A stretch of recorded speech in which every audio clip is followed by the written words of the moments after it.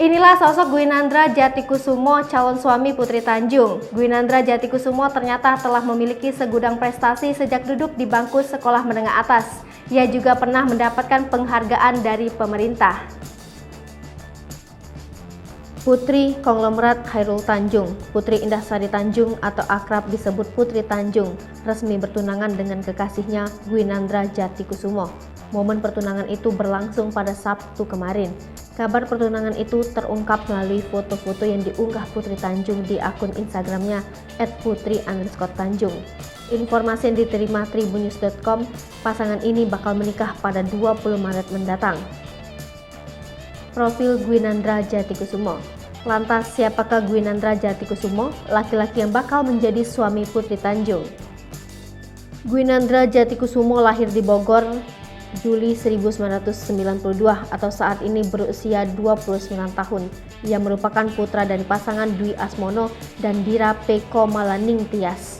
Gwinandra Jatikusumo dikenal sebagai sosok pria yang berprestasi. Dikutip dari akun LinkedIn-nya, Gwinandra merupakan alumnus SMA Taruna Nusantara Magelang.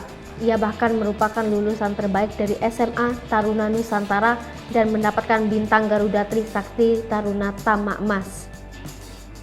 Dikutip dari laman ekajipta.org, semasa SMA, Gwinandra yang tertarik dengan dunia sains berhasil membawa medali emas dari ajang International Conference of Young Scientists di Polandia. Selain itu, ia juga berhasil membawa medali perunggu dari Jepang melalui ajang Asian Science Camp 2009.